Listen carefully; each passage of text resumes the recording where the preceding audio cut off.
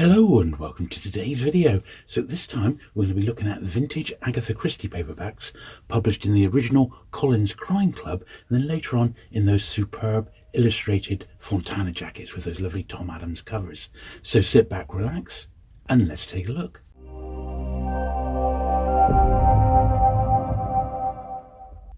So we start off with Collins Crime Club paperback number 1, Murder on the Orient Express. And what a great one this is. It's the iconic covers, and this is the very first one in the Collins Crime Club paperback series with the gun and the dagger there. Fantastic. Now you can tell this is an early printing because it's only got the first 6 on the back there. There's the first 6 titles. Remember, Penguin launched 10 with their first batch, but Collins did 6, and they had Murder on the Orient Express as their launch title.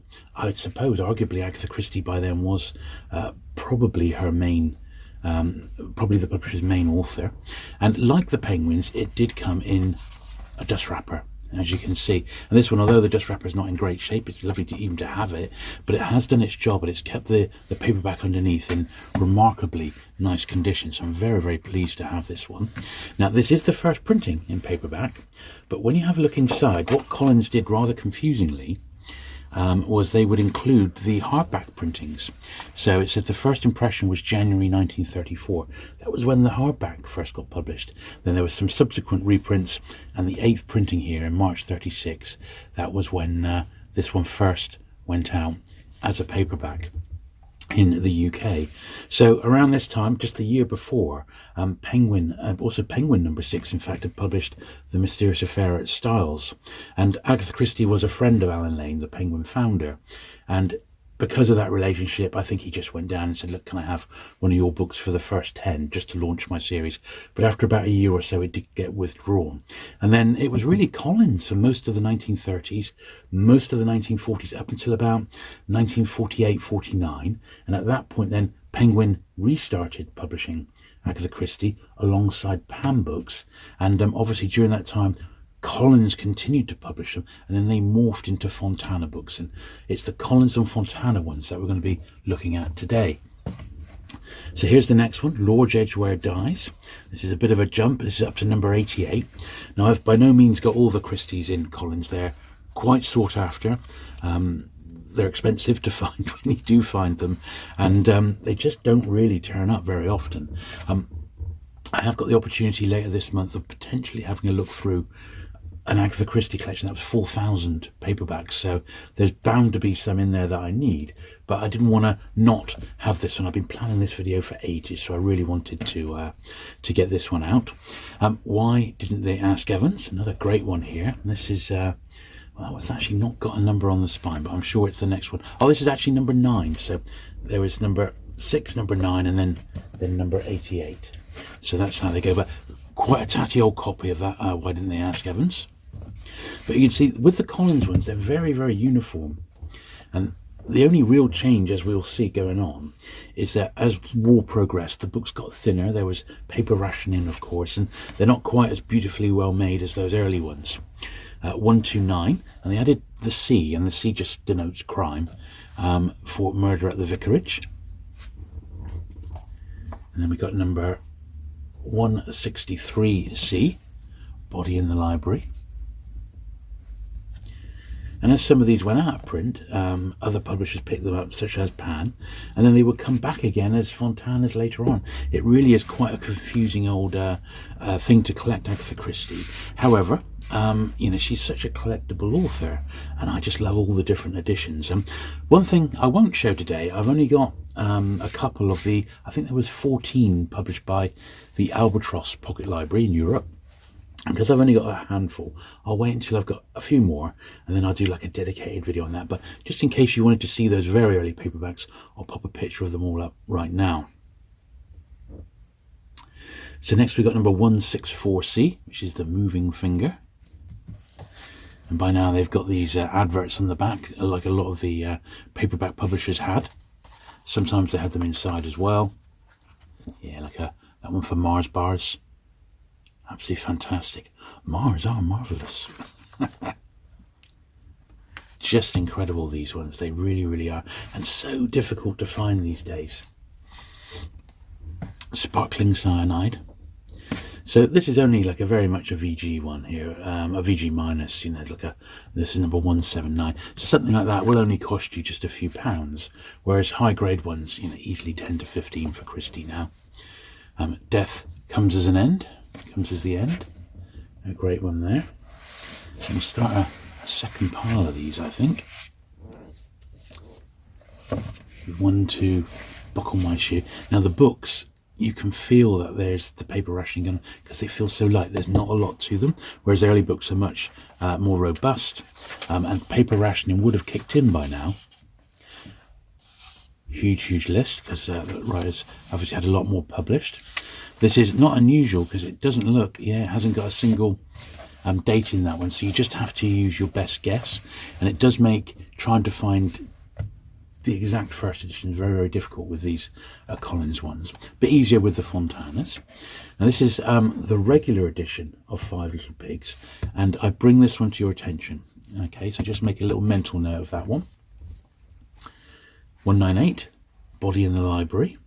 Now this is a reissue of the original Body in the Library. So the original one there we've already seen. It's number 163. We've already seen that one. This is a reprint of it, but it's the first to use that number, so it's been re-released as 198. So if you want them all, there's a couple of variations in there to find. So this one's slightly different in the fact that it's got like a reinforced spine, and it seems Collins did this for about 6 months to a year, because my run of like Collins crime titles, which aren't Agatha Christie, they're all the same in this sort of period, so I don't think they look quite as nice as the originals, but I can only think that because these were being published during the war, the paper quality was not quite there, and Collins were quite a respected publisher, and they like to put out a decent product, and maybe they just thought this will make the books last a little bit longer, but it didn't last, and they went back to the normal sort of numbering here and spines. So this is number 206C, Taking Out the Flood. 213, N or M. 216, Evil Under the Sun, quite a scarce one to find, that one in nice condition I've found. And then here's another copy of Five Little Pigs, but as you can see, this is a services edition. Now, I do have a few Collins services editions. It's an area of paperback collecting that I really love, but you just hardly ever see them. So what this is an edition that was published for the Central Services Book Depot, and it's for the fighting forces of the Allied nations. So book not to be resold. So this was not for publication and for sale in the traditional bookshops. This was just to be sent out to the armed Allied services overseas. And consequently, any services edition is quite rare in actual fact. Although tail end Collins ones, which didn't get actually sold at the time, ended up coming back to the UK and were actually sold through W.H. Smith's. But those generally have got a white sort of sticker on the front to say that they were allowed to do that. This one's, was printed for its intended purpose. Potentially it's gone overseas, and then it's managed to find its way back to the UK through me. So yeah, look, first published in 1943, the services edition 1945. So very nice to have that one. So that's the end of my Collins ones, and now we'll move on to the Fontanas. So this is the first of the Fontanas that I've got. It's Fontana number 70, the Hollow. And although this one's actually a reprint, it's got the original jacket. It was first published 1955 in Fontana. And in the intervening years, from the end of the Collins up until the earlier Fontana books, Christie was being published in Pan and in Penguin. So Penguin published 20 of her books, 2 lots of 10, and they all had brand new introductions, and they were published in association with the Collins Crime Club, and they're particularly nice editions with those new introductions.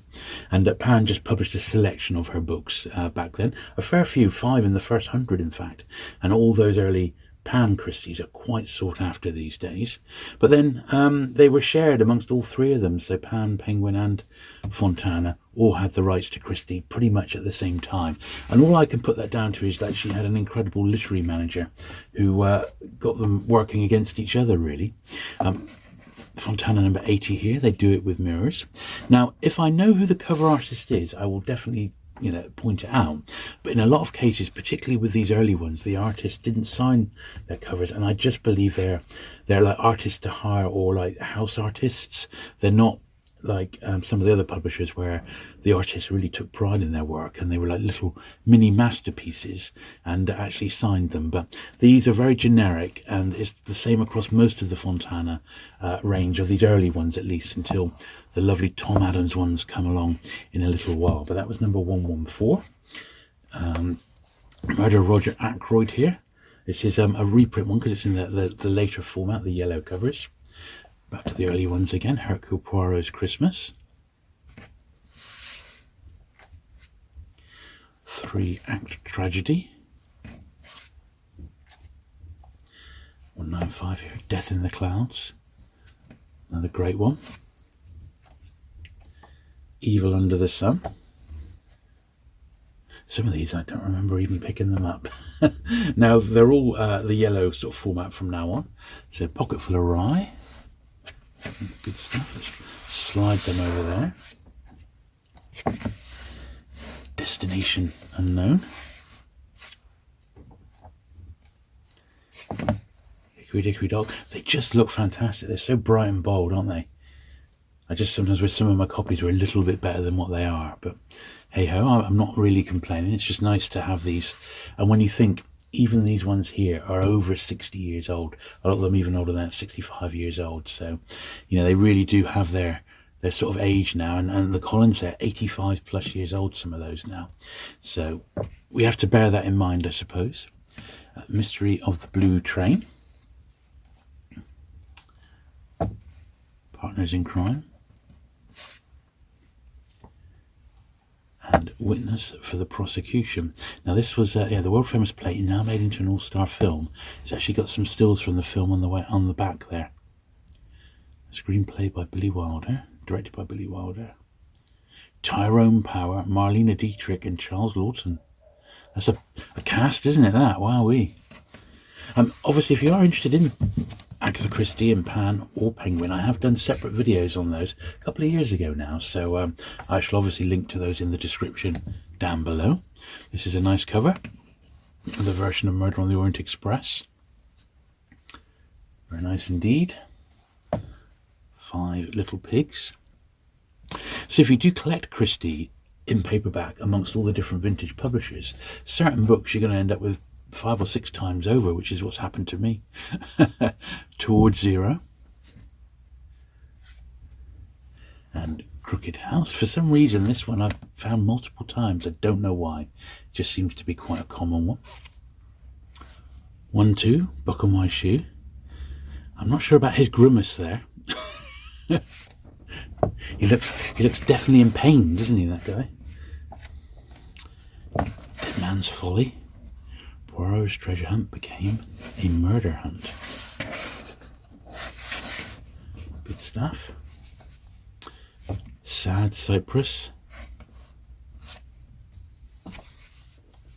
Moving Finger, that's a nice one.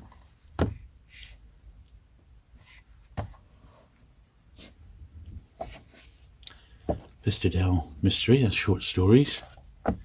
There she is on the back. Taken at the Flood. Very nice one, that.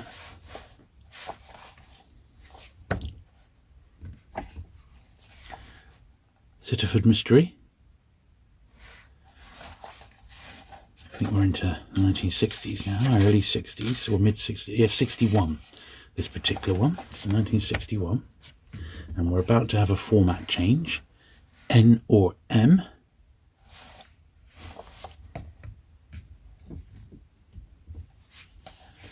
Ordeal by Innocence. And that one is actually signed, but can't recognise the signature. It looked like Estelle Wallace or something like that. And then Adventures of the Christmas Pudding. That looks like, although it's not signed, that looks like W. Francis Phillips on that one. And then we got the first one of what I would call the modern format ones. So this is 950, Fontana 950. And these are the ones with the cover painting by Tom Adams. Now I'm trying to get these in the as early a printing as possible. So this is first issued in Fontana 62. This 11th printing, August 1970. And I'm a big fan of the Tom Adams covers. This is nice as well. This was issued as Fontana 1000. So the 1000th title got given to The Pale Horse. Wish I had a slightly better copy of that one. But I have found that these Tom Adams jackets do turn up, and they're fairly easy to track down if you're looking for them. I've actually had lots of doubles, but as I said, some of them I've sacrificed for the first or earlier editions. Mirror cracked from side to side. Another one of my favourites. ABC Murders. This is the movie tie-in again.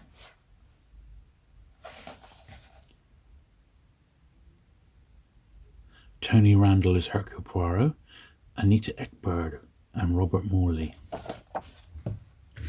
Good stuff.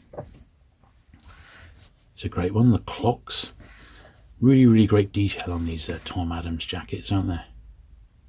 He just takes a few little elements and pops them into the cover drawing. A painting rather, pocket full of rye.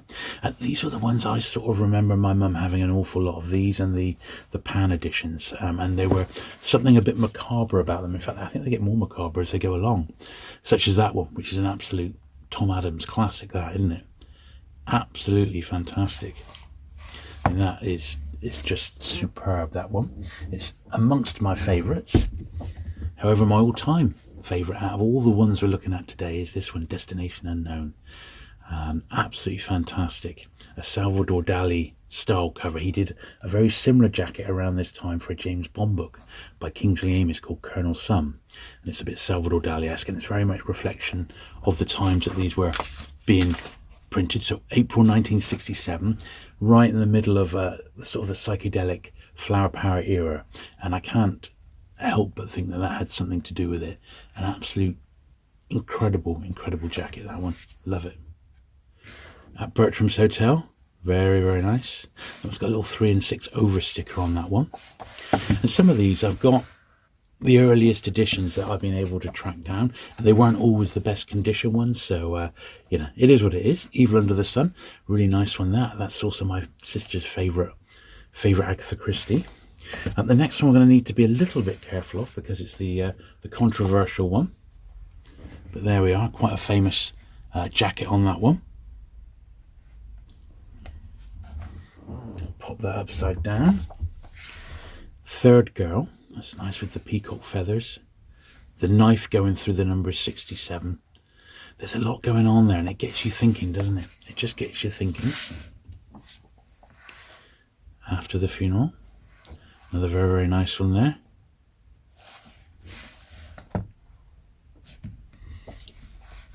So format change again to the slightly, I think we're into the 1970s now. Let's have a little look here. 1971, yeah, pricking on my thumbs. The full cover paintings are generally gone now, and Tom Adams has moved to these like little montages. Not in all cases, but in some of these, you know, there's a slight change. Endless Night. As you can imagine, these sort of 70s ones are very easy to find, and if you do find, they're only £1 or £2, so fairly easy to get hold of. That's a really nice one there, nice copy of it as well, Hickory Dickory Dock. And they even started crediting him on the back, cover painting by Tom Adams. He was a big name. Taken at the Flood, that's the wartime one. Very nice. Murder at the Vicarage. Another excellent one.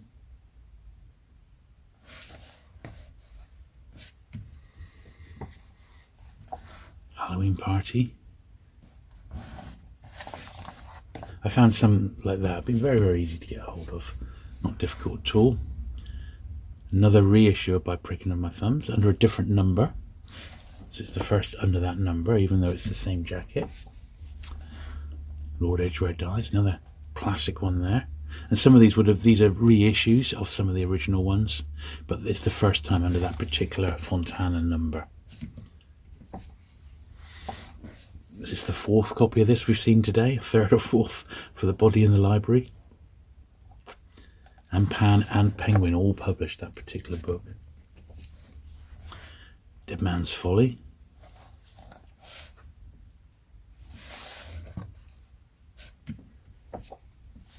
Passenger to Frankfurt. So if it was the first time, they generally did sort of announce it on the cover, didn't they?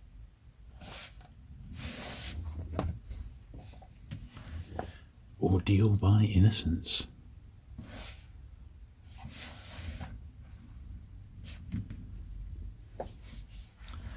Sparkling Cyanide. Very nice. Unfortunately coming to near the end now, sadly. Nemesis. Are we mid-70s now? Let's have a look. 74, so yeah, we're almost at the mid-1970s. Of course, by about 78, they were all done by then. Death Comes as the End.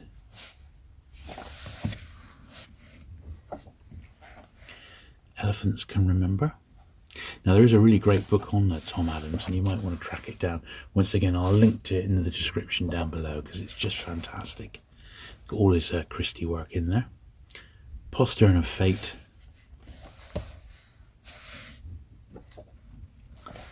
Poirot's Last Case, Curtain.